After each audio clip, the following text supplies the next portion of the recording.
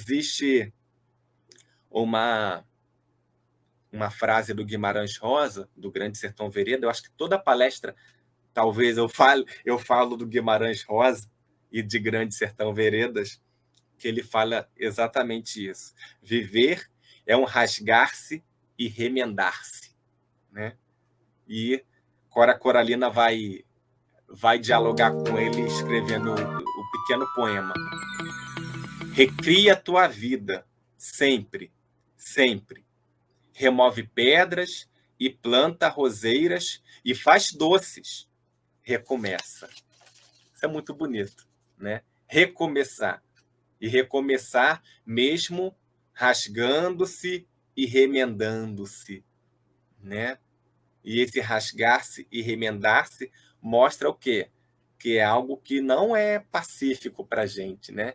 É algo que requer muita conquista de si mesmo, né? E que a Joana de Ângeles, lá no livro O Ser Consciente, vai chamar de conquista do self, né? Self, que a gente fala muito de self, de tirar foto da gente mesmo, né?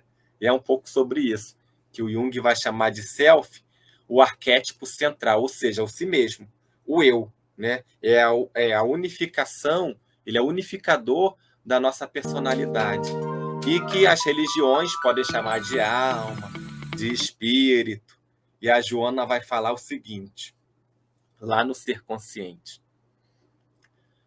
A conquista do self, com todos os seus atributos e possibilidades, constitui a meta primordial da existência terrena, em cuja busca devemos investir todo o potencial humano, emocional, moral, intelectual. Ou seja, é um processo de crescimento, né? O que me faz bem, o que me faz mal? Quando a gente consegue nomear e saber que aquilo que me faz bem, aquilo que me faz mal, a gente consegue lidar com as situações. Lembra lá do Super-Homem, da Kryptonita, né? Qual é a nossa Kryptonita, né? O que faz mal para a gente? O que a gente precisa evitar? Mas para evitar, a gente precisa primeiramente conhecer. Não é fugir. Senão a gente faz o quê? Foge igual Édipo. Fura os olhos e acha que isso vai resolver a situação e não vai. Existe um livro chamado Chapeuzinho Amarelo, do Chico Buarque, que é uma releitura de Chapeuzinho Vermelho, e que a menina é, evidentemente, a Chapeuzinho Amarelo. E essa menina tinha medo de tudo. Principalmente do lobo mau. Só que esse medo a aflige tanto que, em dado momento, ela decide enfrentar o medo. E ela começa a falar a palavra lobo. Lobo, lobo, lobo, lobo, lobo, lobo, lobo, lobo, lobo, lobo, lobo, lobo. E em dado momento, é muito engraçado, é muito interessante, é muito bonito essa brincadeira com a palavra lobo, lobo, lobo, lobo, lobo, lobo, porque em dado momento a palavra lobo vira bolo, né? Até troquei aqui, fez o trava-língua. A palavra lobo vira lobo, a palavra lobo vira bolo. Lobo, lobo, lobo, lobo, lobo, lobo, lobo, lobo, lobo, lobo, bolo, bolo, bolo, bolo, bolo, bolo, né? E é muito interessante porque quando ela transforma o lobo em bolo, e a ilustração é muito interessante porque o lobo vira um bolo mesmo, ela perde medo do lobo. E ela vê que o lobo não é tão poderoso assim, né? E para isso foi preciso ela identificar o seu medo, que era o medo de lobo, né? E quando ela identifica o seu medo, ela sabe nomear o seu medo, ela consegue enfrentar o seu medo de frente e não foge mais. É como lá no budismo, aquilo, claro que de uma maneira muito simplificada, a gente chama de karma e dharma, né? Karma, que é a causa e efeito, e o dharma é o caminho da verdade. Isso é muito bonito. Tem a imagem do Buda sentado na flor de lótus. A flor de lótus que brota do brejo, da lama, ou seja, ele está ali, apesar de toda a lama, ele tenta buscar o caminho da verdade.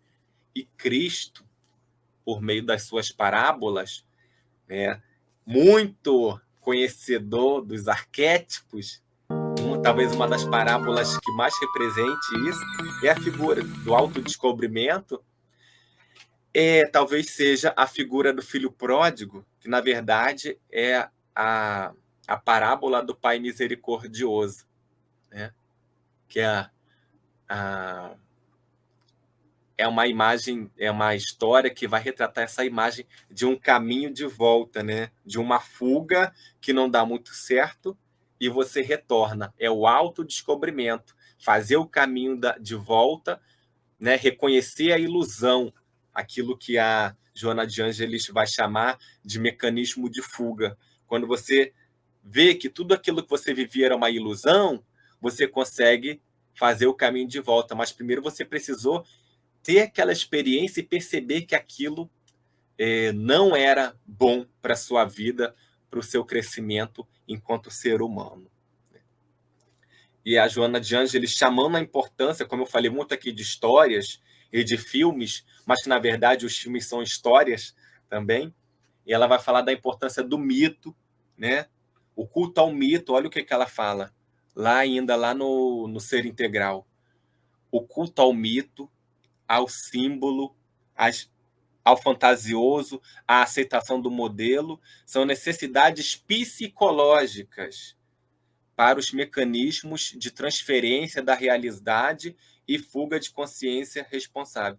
Ou seja, são necessidades psicológicas, mas a gente pode muitas vezes se ancorar em histórias para a gente fugir da nossa própria realidade, né? Tudo isso para chamar a atenção de que são as narrativas, são as histórias que nos formam enquanto seres humanos, né? Então, eu aprendo a simbolizar, a sentir a dor do outro, por isso que é um diálogo entre Jung e Joana de Ângeles, uma leitura de Joana de Ângeles a partir de Jung. Ela que chama tanta atenção para a questão do autodescobrimento, e o autodescobrimento por meio das narrativas, assim como o Jung também se debruçou. E aí eu queria concluir aqui, lendo um pequeno livro, né, que se chama A Princesa Sem Dons para Tamanha Felicidade. Um livro curtinho. Era uma princesa com uma coroa de medos. Uma princesa com uma coroa de medos presa nos cabelos. Um dia, chamou todos os joalheiros do castelo para um conselho receber. E o joalheiro mais astuto foi desfazendo cada fio de medo da coroa da princesa. Os medos. Medo de viajar sozinha. Do mar, ela também tinha muito medo. Medo de comer peixe com espinha. Mas joalheiro nenhum sabia o que fazer. O que fazer da coroa. E também da cabeleira, daquela desmedida princesa. Foi quando a rainha, mãe da princesa medrosa, comprou a tesoura mais afiada, toda de ouro e prata, para os cabelos da princesa cortar. E cortou os cabelos.